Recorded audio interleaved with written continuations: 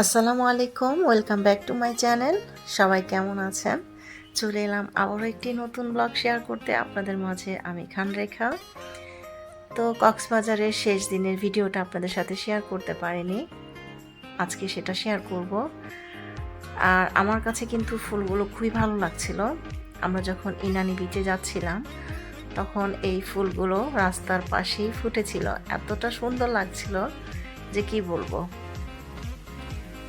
আসলে রাস্তার পাশে যে ফুলগুলো ফুটে থাকে সেগুলো কিন্তু, সেই গাছগুলোর কিন্তু কোনো পরিচর্যা লাগে না, সেটা আল্লাহ পাকেরই হুকুমে ওরা ফুটে থাকে। এতটাই ভালো লাগে যে মন মুগ্ধ করে ফেলে। যে আমরা কিন্তু এত সুন্দর করে টবে ফুল গাছ লাগাই, এত সুন্দর ফুল ফুটাতে পারি না, কিন্তু আল্লাহর হুকুমে রাস্তার পাশে কত সুন্দর ফুল ফুটেছিল, সেটা আপনাদের সাথে একটু শেয়ার করেছি। তো আমরা আসলে কক্সবাজার থেকে আসার পরে তেমন একটা ভিডিও শেয়ার করতে পারিনি।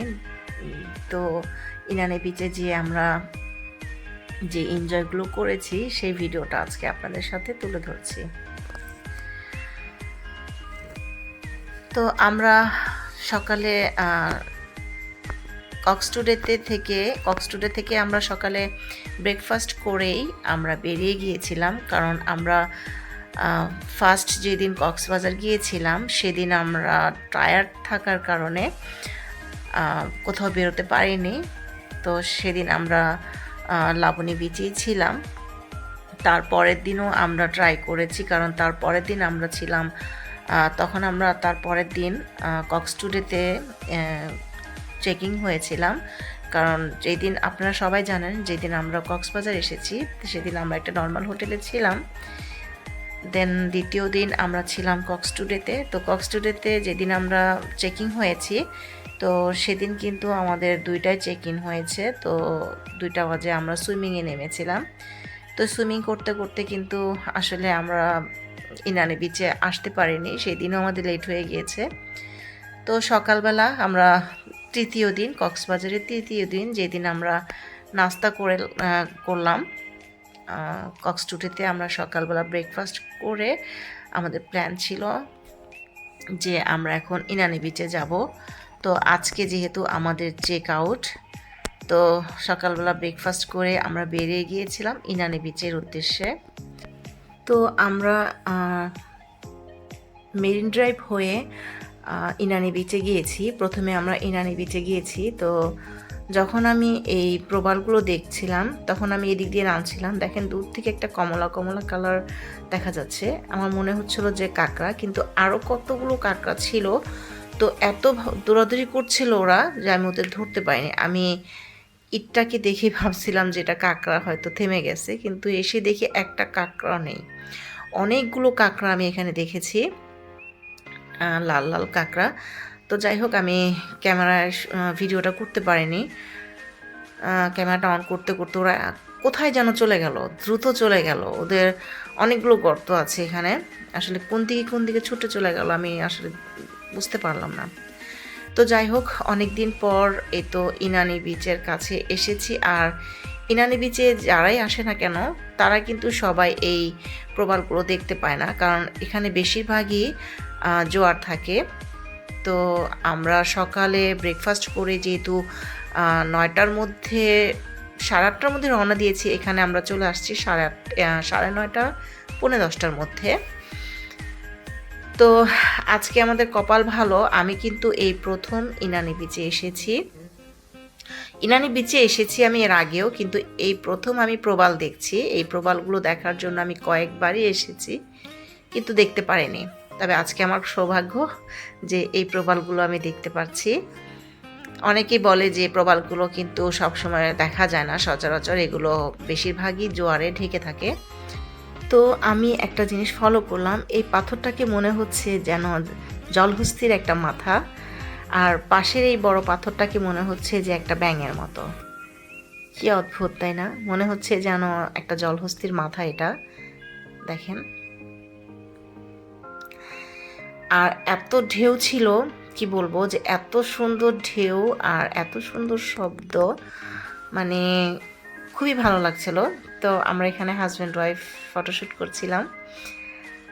আর এই দেখেন পানিগুলো চলে যাচ্ছে, আবার পানিতে মানে ঢেউগুলো আসছে, খুব ভালো লাগছিল। তো এখানে আমরা প্রায় 1.5 ঘন্টার মতো ছিলাম, বেশিক্ষণ ছিলাম না, যেহেতু আমাদের চেক আউট 12টার মধ্যে আমরা চলে যাব। তো মেয়ে বারবার বলছিল আম্মু চলো এখন চলে যাই, কারণ সকালে উঠে আমরা ব্রেকফাস্ট করেছি। এত সকালে আবার বাচ্চারা ওঠে না, আমার বিশেষ করে আমার মেয়ের কষ্ট হয়ে যায় এত সকালে উঠতে। তো বলছিল বারবার যে আম্মু বাসায় হোটেলে চলো, চলে যাই, কারণ আবার অনেক লম্বা জার্নি করতে হবে, সেহেতু একটু রেস্ট নিব।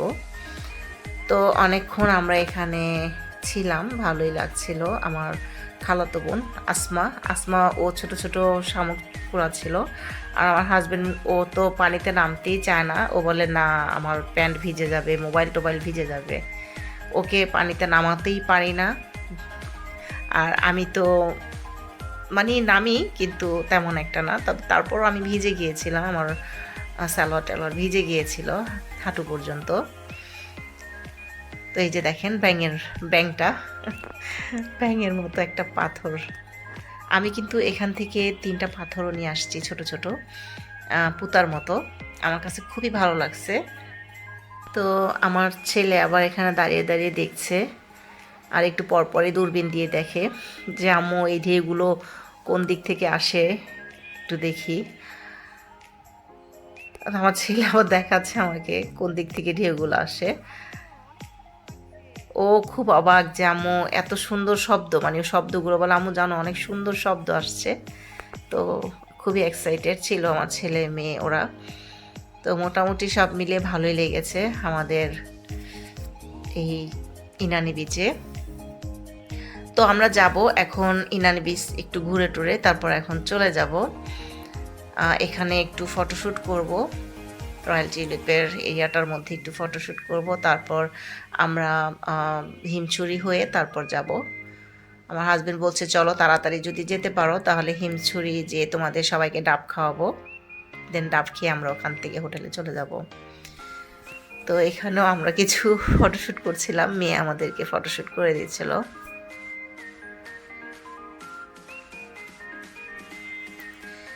তো ফটোশ্যুট করা শেষ, আমরা রওনা দিয়ে দিয়েছি, আমরা এখন চলে যাচ্ছি হোটেলের উদ্দেশ্যে। আর এটা হচ্ছে সাম্পান নদী, অনেকে বলে এটাকে সাম্পান নদী। আর ওই যে দেখা যাচ্ছে সাম্পান নদী নৌকার ঘাটটা, ওখানে অনেকগুলো সাম্পান নৌকা। তো ইচ্ছা ছিল যাব এদিকে, কিন্তু আসলে সময়ের কারণে যেতে পারিনি। আমার হাজব্যান্ড উনি বলছে যে এবার এসে আসলে তেমন একটা ঘুরে মজা পেলাম না, কারণ আরও কিছুদিন থাকলে হয়তো ভালো লাগতো। যেহেতু আমরা 5 দিনের সফরে গিয়েছিলাম, বান্দরবন কক্সবাজারের উদ্দেশ্য করে 5 দিনের সফরে গিয়েছিলাম। তো আসলে যারা কর্মজীবী মানুষ তারা কিন্তু এতদিন সময় দিতে পারে না, তারপরও উনি যে আমাকে 5 দিন সময় দিয়েছে আমাকে আমার ছেলে মেয়েদেরকে, সেটাই অনেক বড় কিছু। তো যেতে যেতে পাহাড়গুলো ভিডিও করছিলাম, এতটা সুন্দর লাগছিল পাহাড়গুলো, যেন পাহাড়গুলো আমাদেরকে ডেকে ডেকে বলছে যে যেও না, থেকে যাবো এরকম। প্রকৃতি দেখতে খুবই ভালো লাগে আমার, আসলে আমি লং জার্নি করতে খুবই ভালো লাগে আমার আগে থেকেই, কিন্তু এখন লং জার্নি করতে ভালো লাগে দিনের বেলা, কিন্তু রাতের বেলা আমি কখনোই লং জার্নি ভয় লাগে। তো এর আগের বার যতবারই আমরা গিয়েছি কক্সবাজারে, আমরা দিনের বেলা কক্সবাজারের উদ্দেশ্যে রওনা দিয়েছি, মানে বান্দরবনের উদ্দেশ্যে। দেন কক্সবাজার থেকে আমরা রাতের বেলা আবার ব্যাক করেছি, কিন্তু এবার আমাদের প্ল্যান করে গিয়েছি যে রাতের বেলা কোনো জার্নি করব না। আমার ছেলে মেয়ে একদমই মানে মেয়ে রাজি ছিল না যে রাতের বেলা আমি কোনো জার্নি করব না, কারণ ও বলে যে না আমি খুবই মানে টেনশনে থাকি, কারণ আমাদের ড্রাইভার ভাইটা একটু মানে ঝিমতে থাকে, উনি রাতের বেলা গাড়ি চালাতে গেলে বারবার গাড়ি থামিয়ে চা খায়। তো মোটামুটি আমরা ভালোভাবেই গিয়েছি এবং আল্লাহ পাক আমাদেরকে সুস্থভাবেই বাড়িতে পৌঁছে দিয়েছেন, এই জন্য আল্লাহ পাকের কাছে অনেক অনেক শুকরিয়া। আমরা দিনের বেলায় জার্নি করে গিয়েছি এবং দিনের বেলায় জার্নি করে এসেছি।